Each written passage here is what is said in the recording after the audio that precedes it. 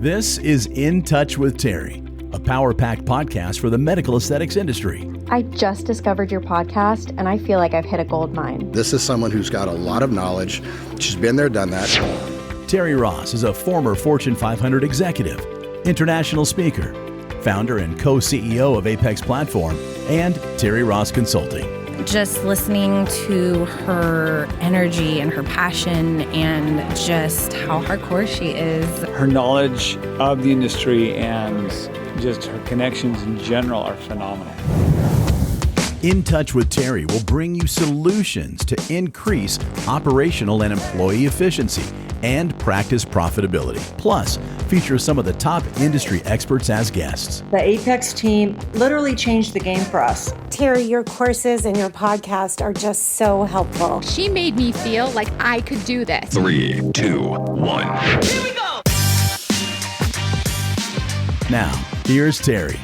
Hello, everyone, and welcome to our first podcast of 2023. I am so excited to be here. It's been a hot minute since we've been together, right?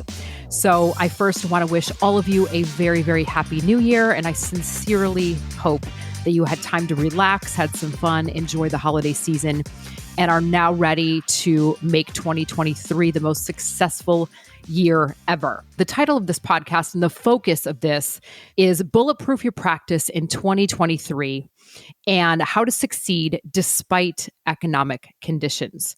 I know we all might be a little concerned about what is going to be happening this year. You know, we hear talk of recession.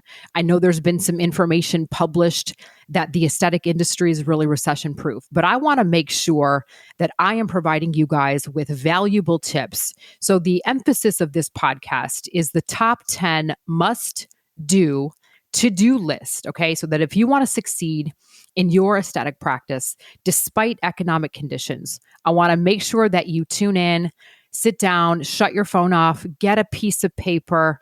I ask you to just be present, give me your attention with this top 10 to-do list for a successful practice. And stay tuned because at the end, I have an announcement with some big, exciting news. So let's dive in. There's so much talk, you guys, right, about inflation and the impending recession. So when it comes to recession-proofing your aesthetic practice, the best defense is really your good offense. And what does that mean exactly? It means I want you to be proactive versus reactive. So when we're thinking about uncertain times in any aspect of our business, sometimes we tend to, again, get reactive and make impromptu decisions because we're scared. And I really want you to just take a pause for a second. And what that means is we have to do some self-introspection. We have to look at our business with clarity and not have the typical reactive instincts like, oh my God, I better stop spending money. And I better reduce my marketing for patient acquisition. Or perhaps I might need to let some of my staff go. Or even worse, I should start discounting because people aren't going to be able to afford it. And you guys, that's not a recipe for growth or success, okay? We are in the business of medicine and we're in the business of taking care of people and we're in the business of operating with a culture of unity and trust and rapport and making sure our clients have the best experience. And that requires us to not discount ourselves or our worth. Okay, because we are worth it and this is still medicine. We have to treat it like that. So I really want you guys to be thinking about working smarter, looking at, absolutely looking at your P&L, looking at your expenses, looking at your spend, making sure you do understand the KPI benchmarks. And if you don't, I want you to call me, right? Being diligent with where you put your money because in order to acquire a patient, right, there's a typical return on that. There's a typical marketing spend on that. But I want you to be smart about, do you understand, again, the treatments are the most profitable for you and products or surgeries and looking at your productivity and your efficiencies within the practice, because that's when you can make an informed decision and change. I really want you to consider your rainy day fund. And that's not just in hardships. That's really making sure you have 3 to 6 months cash reserve in the bank, recession or not. So before we even get into the top 10 must-do list, it's important that you do recognize that your practice is a business. and to withstand a recession or uncertainty, or just, God, plainly like knowing the market and your worth and your capacity and your utilization and what you're able to do and your potential. It's looking at, how do I have this sustainable practice? And that also requires strong leadership and a positive company culture. People don't want to stay. There's different reasons, and I did so much information in workshops last year on this, but we have to establish foundational pillars of what your business stands for and what you can expect, which means you're able to hire a solid team and you're able to invest in their training, and that you, again, understand the business metrics to make the necessary changes that ultimately have the most positive impact on your business. So let's get down and dirty. Let's get into the meat of this podcast. Again, I hope you have your pen and paper, a glass of wine, coffee, tea, whatever your jam is, and that you're ready to take down this list of the top 10 to-dos to set your practice up for success, despite any looming information out there about what we're hearing, so that your business is bulletproof. Okay, so we're going to dive in. These are not in any specific order, but I look at a business like spokes in a wheel, and these are all integral spokes of the wheel's success, okay? And some of the gaps that we have found in the industry, which is exactly where Apex Platform was incubated out of our proven success in working with practices one-on-one for so many years, and now put in a platform that gives you the training, the tools, the resources, the coaching, the analytics that you need. So number one on this top 10 list, you have to know your unique value proposition. Sit with that for a second. We're in a highly competitive market, right? The aesthetic space is crowded. It's very noisy. You have to be able to articulate, you and your staff, why someone should come to your practice over your competition. What makes your practice unique? Do you have a specific niche, training expertise? I always say there's riches in the niches. So if I were to ask your team to line up and tell me, each of them individually, why I should come to you or what makes your practice different, what would they say? You guys, and if it's different, that means we have an opportunity. So number one, your unique value proposition. Number two, training. Your team is the greatest asset that you have, or the biggest expense. Your team can be the greatest return on investment. And I talk about this all the time. I cannot emphasize enough the importance of investing in training. And as you guys, most of you know, I've written a sales training curriculum. I launched it about 2 years ago. It's constantly evolving.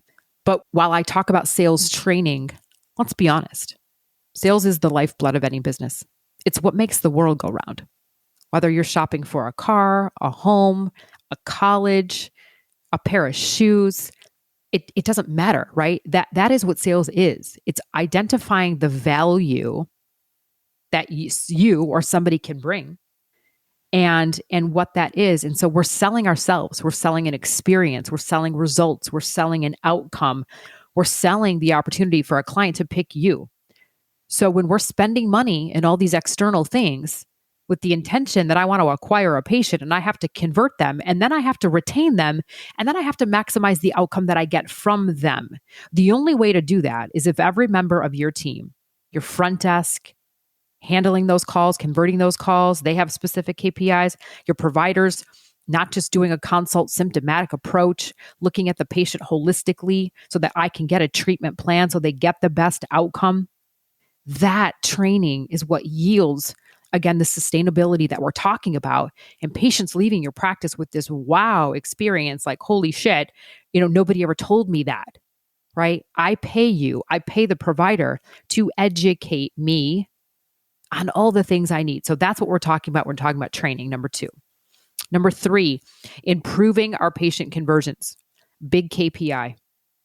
We talk about what kind of metrics we should be looking at, and conversions should be well over 70% if everything in the practice is efficient and the team feels confident and competent. Okay, because when we think about our marketing spend and what that should be, and we think about where the money goes, whether it's, print, radio, your website, by the way, it should mainly be in your website, but we're spending a certain amount of money to get a patient to call the practice. And so we have to look at that and analyze, okay, what kinds of patients are coming in? When do they come in? What kinds of treatments are they interested in? What time are they coming in? Who's handling them? What's the follow-up if I don't book? And this is where I see a lot of gaps because one, we don't analyze any of that information. We don't have a follow-up in place. 50% of people don't follow up. So when your team understands, again, the products and the services and the surgeries that you perform, and we know our value proposition, we know what kinds of patients are coming in the door, we know how to talk with them, we know how to ask the right questions and qualify them, that is when we are going to have the highest ability to convert patients. Number 4, the consultation team, right? The providers doing the consultation, your patient care coordinators. We need to master the art of the consultation. And if we do that, that means we have to have the ability to understand our personality type. We have to have the ability to use the layer model that I teach, listen, acknowledge, explore, and respond. Why? Because your ability to ask good questions will uncover so much information about the patient's needs, about the client's needs. I teach on stage a very quintessential staple talk. People don't buy the thing. I don't buy the breast implant. I don't buy cool sculpting. I don't buy the filler. I do buy how it makes me feel. So the ability for you guys in the consultation to just say, hey, you know what, Terri, nice to meet you. I'm Dr. Smith. I'm going to be with you for the next 30 to 45 minutes, and I really want to get to know you. We take a comprehensive approach. And then your ability to ask me questions because you don't know if I'm compliant, what I'm willing to spend, how long it's been bothering me, what is it costing me to not feel this way, what am I willing to do, when am I willing to do it? I just gave you a couple hints of 5 or 6 questions right there. And so asking the right questions, communicating effectively, building that trust with me, and then educating me on this treatment plan that most people don't do is what's going to make me understand and be like, God, wow, this was amazing. I want to book here. That means your close ratios, your conversions are going to go up. The consultation is going to be amazing. You've put me on a treatment plan that's going to yield a high return on investment. And we're off to the races. Okay, number 5, tracking retention. This is really hard. A lot of practice management softwares don't do this. But I really want you to ask yourself, so now how many of you do track your retention? And if you do people come back for the same procedure? Are they coming back for multiple procedures? 1 or 2 of them? What is their average spend per patient? I want you to think about what I'm asking you right now. And if you don't know these things, you guys, that's okay. That's why we're here. But I want you to understand that it's about less spend getting a new person in the door. It costs 8 to 10 times more money to do that. It's about nurturing the ones that you have. It's much easier to cultivate and target market people that have a know, like, and trust factor with you, okay? Because they've come to you, they already trust you. So we want to look at your retention so that we have the ability to increase your lifetime value, okay? And if we're not doing that, and if we have low retention, let's make some initiatives. Get your people to call somebody on the phone. We miss and want that human element. Number 6, tracking benchmarks and KPIs. Gosh, I love it here. I know data sometimes scares everybody and it's not sexy, but it's super sexy when you're like, oh my God, I can see this plan and I know what to do. So analyzing and understanding your data and your business metrics is truly one of the most important things that you can do in your practice to make strategic, data-driven decisions in good economic times or challenging ones. So data gives us the truth, not opinions. We're not making decisions based on feelings.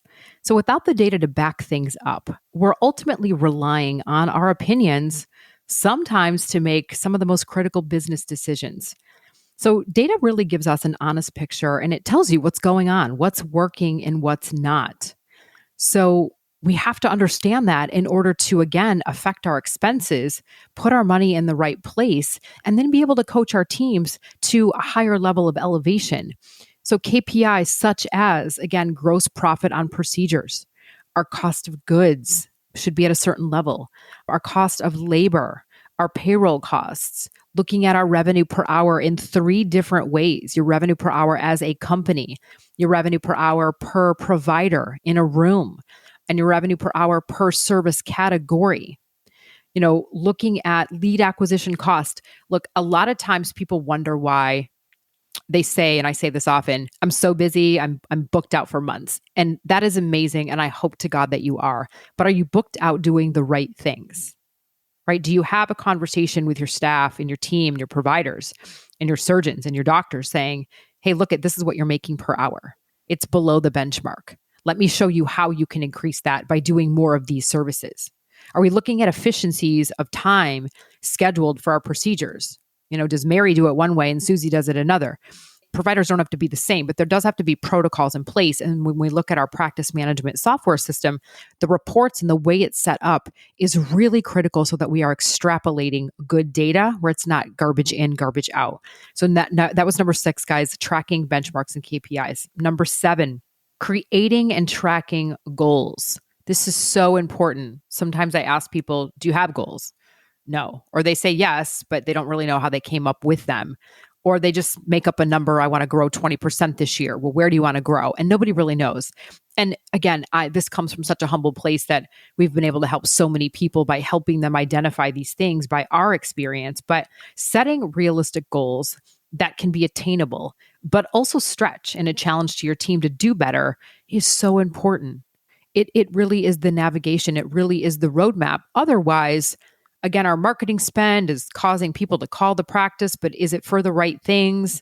Are they looky-loos? Are they price shoppers? Do I know what my providers need to generate per month, per hour? Am I paying them the right way? A lot of times what I often see is people are overpaid and they're underperforming in terms of the revenue that the practice could or should be generating. And so this is an opportunity to look at and create goals once we know some of those other KPIs I just talked about, and that we're not waiting to the last day of the month and like, oh shit, we didn't make it. Well, now we're in arrears and we have to make it up for the next month. So understanding, again, what makes up our revenue, what makes up the number, who's doing what, with what kinds of services is going to give us so much powerful information to help create and track our goals. Number 8, building accurate financials. What I mean by that is, do we have a budget? Do we have a forecast in addition to our goals? Do we know where we're at today and where we want to be moving forward for 2023 and what is going to get us there? Number 9, hiring the right team and having the proper compensation. So critical. There's probably not a day that goes by that I do not get asked this question, me or my team, multiple times a day. How do I pay? There's legal and compliance ways to pay. Every state is a little bit different. Everybody does it differently. I'm not here to tell you that. What I am here to let you know is that there is a proper cost of provider labor. There's some benchmarks in terms of your administrative staff. Payroll should ultimately be under 30%. If it's higher than that, we have to take a look at why and then what's somebody doing or generating. But when we think about hiring the right team, again, I said your team is your greatest asset. But to withstand a recession and not have high turnover, and to have this powerhouse team that you believe in, that believes in your unique value proposition, that believes in your mission and your vision, we have to have the right, again, leadership. I always used to say the tail stinks at the head. And that comes down to, I get it. Like, look, I'm an entrepreneur too. I'm a mom. I'm a single mom. I'm an entrepreneur. I have a team now of, oh my God, I think almost 40 people. And it's a lot of work. And I have to exude leadership. And I have to show them that I'm willing to step in and do some things when times are tough, but show them that we are all a team and everybody has a voice and everybody needs to feel heard, and that we want a positive company culture. So we adopt a mindset, though, of doers and a mindset of positivity and a mindset of a can-do attitude, not a can't-do. And this isn't about, I always say, a job. Aesthetic medicine is really about giving of yourself and understanding how to talk to people and understanding what these services and surgeries and procedures are, understanding what questions to ask, understanding how to overcome objections. And that takes training. And it takes us sitting down and saying, hey, you know what? We're going to have morning huddles. We're going to talk about what's going on in the day. We're going to have a monthly meeting and be transparent. Okay. That is when you build a culture of possibilities, having an open door policy. Because look, I mean, when we think about the players in the space, right? You have your owners, your clinical staff, your management, additional providers, surgery staff. We have to be able to respect each other. It means we have to be able to listen and be coached and take positive feedback so that we can all be better, so that at the end of the day, the patients are getting this wow experience, this 4-5-star experience, this, again, Neiman's and Four Seasons, and that they're getting a good outcome and they're telling everybody because they want to come back. So your team and the right compensation is number 9. And finally, number 10, how do we ultimately increase our revenue and our practice profitability? So we talked a lot about this. We talked a lot about benchmarks, but at the end of the day, that's what we need. We need the practice to make money. We're in medicine, but it's still a business.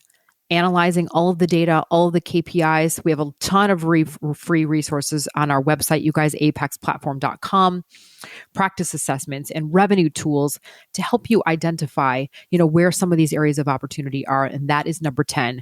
Looking at, again, the key critical benchmarks. I put out an ebook about the 10 or 12 KPIs that we must know. I'm going to be at Medical Spa Show in the first week of February. Come see me. But at the end of the day, all I want for you is to do these top 10 things, right? Recession-proof, bulletproof your business.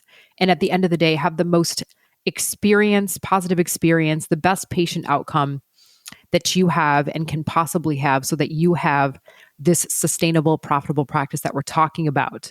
So I hope that you found these 10 must-dos very valuable. I hope that you will replay this, listen again. Please share it with somebody that you think would find value from this. Okay, so I said that I asked you guys to stay to the end, that I had really exciting information to share. And I do. And I hope that you are equally as excited and elated as I am for me to share this with you. But by popular demand, people have been asking me this past year specifically, Terri, do you still hold your 2-day trainings? Can you come out to my practice? I really want more execution. I really want to know how to do it. Why do I do it? And then I want to be able to execute. And while conferences are great, there's a lot of theoretical stuff. And so I am very, very, very excited to announce that my partner, my co-CEO, Isaac Muesli, and I have decided to create what is called the Aesthetic Success. We'll be holding the 4S Summit. And this is really, again, in response to a gap in the educational opportunities right now that most driven practice owners and managers are asking for. And as I mentioned, there's numerous conferences year-round that give great ideas and tips. I speak at all of them, and I love it. But if you're really looking for your MBA of aesthetics, our first 1-day intensive is going to be held February 16th in Park City, pre-ABAM conference. And again, this is a 1-day intensive bringing together the medical aesthetic industry, movers and shakers, decision makers who want to work smarter, not longer, through this, again, intensive training. You're going to leave the 4S Summit with actionable strategies, having unique opportunities to collaborate with other high-level thinking, like-minded industry professionals, and truly become a master of success in your industry. So you do not want to miss this exclusive elite 1-day intensive. I'm super excited. There's going to be a link in the bio, more information down below. So thank you guys so much. I was so honored to kick off this 2023 podcast with you, talking about, again, 10 specific must-dos to bulletproof your practice and how to succeed in economic times, regardless if they're good or bad. I am so excited. Thank you so much. I hope you found this valuable. If you did, please share it, leave a comment. Your feedback, again, always helps me. So honored for my tribe, for you guys tuning in to listen. Please subscribe. And again, thank you. I can't wait to see you on the next episode of In Touch with Terri. Ciao. Thanks for listening to In Touch with Terri. We invite you to schedule a discovery call with our Apex team. The link to apexplatform.com can be found in the show notes. Thanks again for listening, and we'll see you on the next episode of In Touch with Terri.